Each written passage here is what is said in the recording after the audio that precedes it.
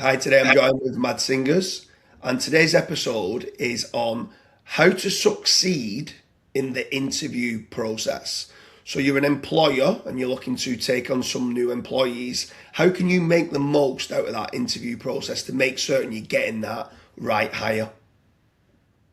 Yep, that's a great question and one many people struggle with. So, one thing that happens a lot for me is people come to me and they say, I don't know how to hire people. I suck at it. I'm like, what does that mean? Well, I hired two people and they were both crap, so I don't know what to do. And I'm like, okay, interviewing, hiring is a skill set, right? You want to actually invest time and effort in it to learn how to do it a little bit better.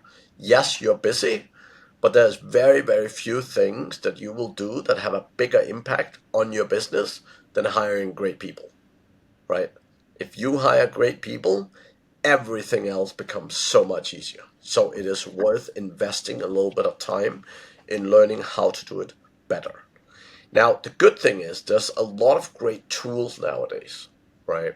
So with AI, one of my absolute favorite things is it's easy to tell AI what are you looking for, what's the kind of candidate you're looking for, what's the kind of culture you have in the company, what are your fears. Like you can feed these into an AI and you can say what is the best interview questions for me to ask, right?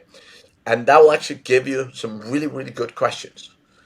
So that's a very helpful aspect that we used to teach in a very, very different manner, but now AI can be very, very helpful with that. What I want to say around the interview process is there's about three things that I personally look for a lot. That's obviously based on our company culture and the way I look at things, but I think they're generally pretty universal. So the first thing I look for is negativity. So if you're hiring people that have a very negative mindset and attitude, that is in most cases going to hurt you as a business. So the single way that I'm trying to sort of weed that out or understand if people say, hey, here's a lot of bad stuff, not my fault, or if they say, hey, I fucked up, right? Do they take ownership when shit happens, or do they just blame everyone else? So the way I tend to do that is there's a couple different interview questions you can use, but I love to ask something like, who's the worst boss or who is the least good boss you've ever had? Because some people will say, hey, I work with James and he didn't have a clue what I was doing and therefore, he couldn't help me and, he was a shitty boss, right? Or they could say, hey, I work with James. He didn't really know what I was doing, but he gave me the ownership. I tried to figure it out myself, but I couldn't do it. So, after a little while, I left because I realized I didn't have the skills I needed to do the job, right? But there's a big difference between if people are just pushing the negativity, if they're just blaming everything else, or if they're actually taking ownership. So very often when people say, "Oh, I had this bad boss, here's what I did," right? I tried to do this, I tried to do this, but it didn't work out, and eventually I left. Or they say, "I had this bad boss, and because of them, I couldn't do anything, I couldn't perform, I couldn't do whatever." So the first aspect is looking for the attitude of people and sort of looking for that negativity. The Here's a second question, thing, just on that first step. I completely agree, by the way, and not only that is negativity breeds negativity throughout. If you do end up hiring it, it then kind of goes into other employees and stuff like that. But do you think if there was someone that was brilliant at the role and there was a negative person but very very good at the role, and you're thinking these are like these could be unreal. Do you think that the attitude could be taught, or do you think that's just nurture and nature, and it's just they are a negative person? And could you hire that role and keep them separate to everybody else that they can't really be moaning, but the jobs are still getting done? Like, what's your thoughts on that? Or would you just completely blanket? They're a negative person. Don't go down that road. yeah, I 100% don't go down that road. Can you change someone's attitude? Yes, over time, but it often takes years, right? It often takes years. Whereas teaching people skills is often way faster. I generally say I will take 80% less skill for 20% better attitude. Yeah. And if you have a business today, right, like your best people are not the highest skilled. Your best people is say, shit happened, I'm going to figure out how to sort it out. Right? That is always the best people in every company. It's people who figure shit out, it's people who take ownership, and it's people who say, I will find a way. Right? So skills, and again, if you hire a developer, they need to be able to develop. But if I have a developer who is 90 out of 100 and one who's 80 out of 100, if the 90 out of 100 have a worse attitude, I'll pick the 80 out of 100 any day, right? As long as I'm comfortable and confident they can do the job, right? So the attitude and negativity in particular, for me, is one of the core aspects. The second thing we found, and that we always look for, is honesty. So a lot of the time, so you probably heard it as well, but a lot of time people ask sort of a negativity question in an interview, saying, what's your downside? What's your struggle? What's your weakness, right? And what we found consistently is that people who give a textbook answer, they're like, yeah, I'm a perfectionist. It's so hard to be a perfectionist, and I always do everything perfect, so that's my downside. First of all, we understand very easily if they are perfectionists or not. So in many cases, the people who claim to be perfectionists are absolutely not. Um, and it also tells me they're not willing to be open and honest, right? So what we found, and we did this with our risk sourcing, our outsourcing company, we looked at our hundreds of employees and we looked at the top 10.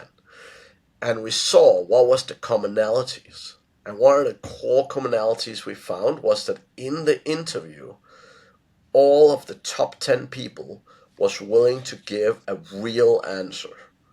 Like one of the ladies we work with, she says, sometimes I get really pissed off and I know I should not respond. I need to go to the bathroom, sit down for 5 minutes, calm the fuck down, and then come back out. Because if I answer at the point in time when I'm pissed off, no one's going to like it, including myself. Right? Now, someone who knows themselves and are willing to admit that sort of stuff and is willing to be honest with a future employer, we found they were generally way more likely to succeed than someone giving the textbook answer. Right? So, again, is the exception? Is that the same for every business? Maybe, maybe not, but it's definitely something that's worth looking for. Right? The third thing that we really, really like identifying for, and this is a personal core skill for me, is really looking at the personality. And the reason why we do that is that does everyone by nature have certain things we're good at, right? As an example, I would never ever hire you as an accountant. It doesn't mean that you couldn't learn how to be an accountant. It doesn't mean that you couldn't learn how to put numbers into a system. But the thing is, you would never enjoy doing it over and over time. And the thing is, if you put people into roles that they're naturally adept at, that they love doing, you're going to get so much more value and success out of them. Right? So that's the third thing. So we spend a lot of time, so I'm using a framework called DISC, which is DISC Behavior Framework. And we spend a good bit of time making sure that we look at, in this particular role, what do we need? So for example, if you're hiring an accountant, if you're hiring a developer, you're looking to hire someone who's super, super detail oriented, right? Now, if you have someone that is not that, again, it doesn't mean they couldn't theoretically do the job. But I'll way rather hire someone who will love doing the job and want to do it 12 hours a day rather than someone who is sitting waiting till 5 p.m. and just want to run out of there because they hate it to death, right? So learning to identify that, it does take a little bit of work. We have a cool tool called heyramp.com where you can actually go and do DISC behavior test for free. So you can sign up for free and do the DISC behavior test. And this you can see from the different personalities their strengths and weaknesses, and based on that you can then try and identify what is it you need for this particular role. So I'll give you a few examples, right? So when we hire customer service people, we always look for people with people skill. So they have to have some kind of personality. They have to have personality traits that are people focused, right? Because if they don't, again, it doesn't mean they can't do the job, but if they're just very logical machines type of people, they're not gonna have empathy. They're not gonna. They might technically say the right thing, but it's not about saying the right thing. It's about saying the right thing in the right way. And people with empathy is better than that, right? If you're hiring salespeople, you always want people who are assertive, right? You want people who can ask for the close. You want people who are competitive. Because if you have salespeople who are not competitive at all, doesn't mean they can't do sales, but everything else being equal, they're not going to succeed as fast or as much as the people who are competitive, right? So basically learning to look at the different roles and look at what is the kind of personality that we need in this particular role is critically important, again, for long-term success, right? I've got a question for you in the interview process. Yeah. When you mentioned about myself to be an accountant, right? And let's say I was on my upward trajectory in my career and I was applying to be an accountant for yourself, and you seen a skill set from myself that was like, wow, this guy is good. I don't think he's going to fit being an accountant. He wants to come and be an accountant. He's applying to be an accountant. Do you ever take that person and put him in a different role, or do you ever take that person short term in the role that he's applying for, knowing that long term might end up moving into another role further down the line, but short term going, okay, we'll get him on board, or do you just, is it a no go? They don't fit that job role. Like, what's your thoughts on that? Yeah, it depends a lot on the job and the situation, right? So it's very situational. Let's say I have a team of accountants, and I don't have someone that have been just developing to become a manager. So I have 4 or 5 accountants. None of them want to be managers. They just want to sit and stare at numbers. Now, would I potentially hiring someone who have the skill, but is a different type of person, or who maybe have management experience already? Potentially. So I might bring them into a role, get them to do the job so they know the business, they know exactly what's happening and how it's working, and then potentially put them into a management role. That could be. If I have a small company, um, again, uh, again depends. There's so many scenarios, right? Would I ever put someone who is not assertive into a sales role? I wouldn't, right? I just wouldn't, because one, they would not be comfortable doing it, and two, they're just so likely to fail. And the problem is, even if you bring a good person in, if they fail, they lose their confidence, right? They're like, oh man, I came in, I thought I could do it, I couldn't do it, I suck, right? So if it's something where I'm confident they have the skills, they have the experience, so I think they can do it, but they're not naturally someone out higher in the role, if there is an obvious other role, that could be a potential. So I was actually just talking with a client the other day who they had a bunch of factories. They wanted to start a new factory, but they couldn't take a factory head from some of the other companies to move across. So they were considering hiring externally. But basically, when I work with them, I said, okay, you have a lot of people who are a step below the factory heads, who know the company, who know the culture, who know your products. Take one of those people and make them the factory head, right? And even take a couple of people from the other factories so that they don't start with a total blank slate, but so they have other good experience to rely on, right? So that's another good example where you could do some moving around like that. But the problem is, in most cases, when you're running a small company, you often don't have the resources to have someone sitting in a role they're not great at. Because you might say, oh, a year from now, this person might be great at something else. But the problem is, a year from now, you might not have the resources to have a position like that, right? So, and I see many people, and this actually happened in a different context. So a lot of people, they have someone, they bring in someone like you, for example, in a role like accounting, and they're like, oh shit, James isn't working, but we need an accountant. Let's move him somewhere else because we don't want to let him go, and then let's hire an accountant. But they don't actually have the resources at that point in time. So they're ending up burning cash they should be using somewhere else just to hold on to a resource and not to let them go. Obviously, if you can move them somewhere else where it makes sense and where they can perform, totally okay. But I see too many companies holding on to people because they're afraid of firing them or whatever, like that they shouldn't be holding on to. And actually, if you look, social media is a great example.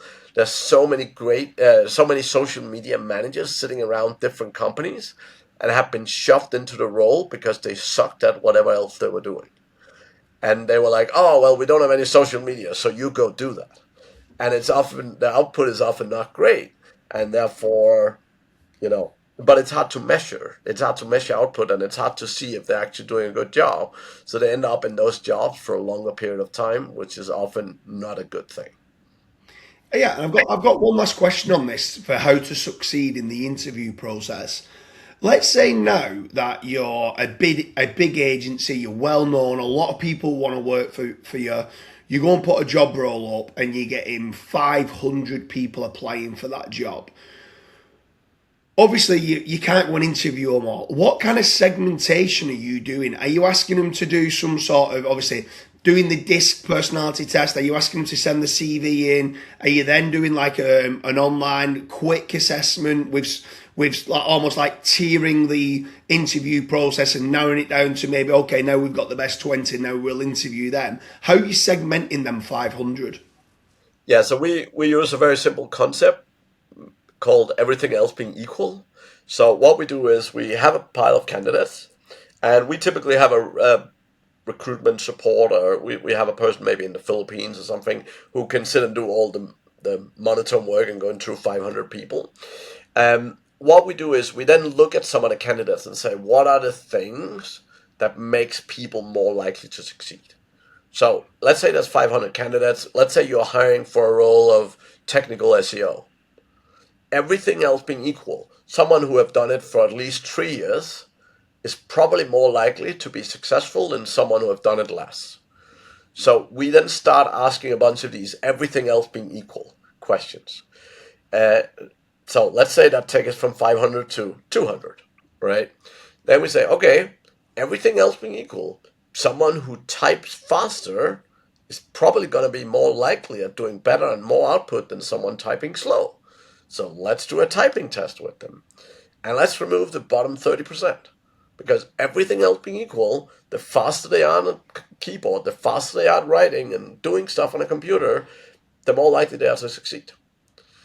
You might look at language skills, you might look at specific technical skills, but there's a lot of these questions you can ask about experience, about you can do a lot of automated testing. So we do some of the DISC testing, the typing testing, sometimes language skill testing. Sometimes we look at technical tests, like if we're hiring developers, we often have a dev test of some kind to see, hey, can you do this thing?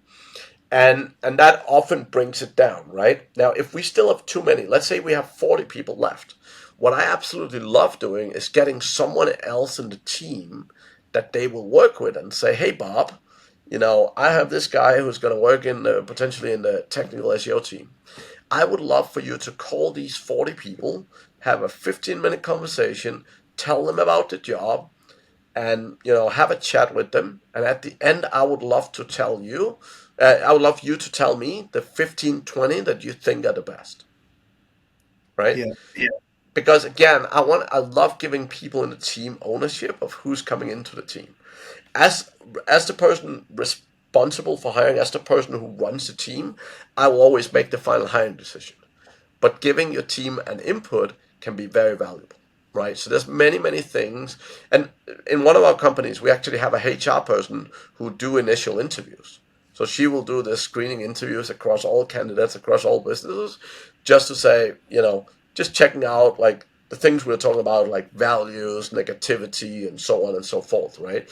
Which means that when I get to an interview level, I know that a lot of the basic stuff have already been sorted out, and everything else being equal, the people I will talk to is more likely to succeed.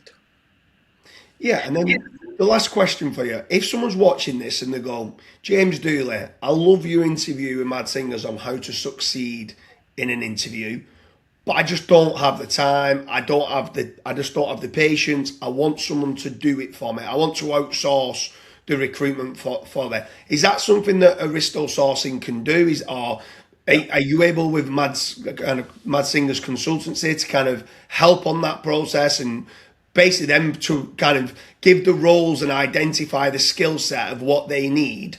Is that something that you guys can do and you do the whole interview process for them?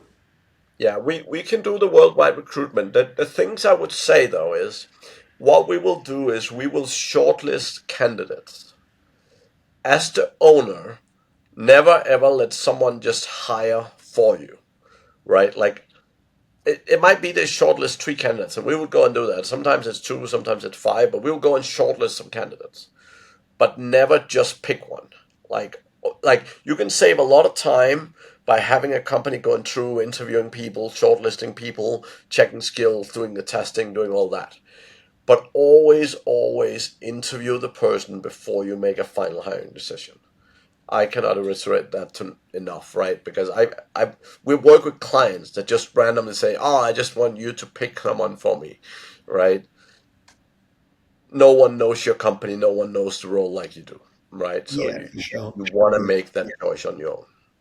So So, anyone but who's yeah, watching this, I'd love to know what horror stories you've had from hiring the wrong people, from doing the interview process all wrong. What have you learned that's worked really well for you? Is there anything that Mads hasn't like touched upon that you think, do you know what, I love doing X, Y, and Z?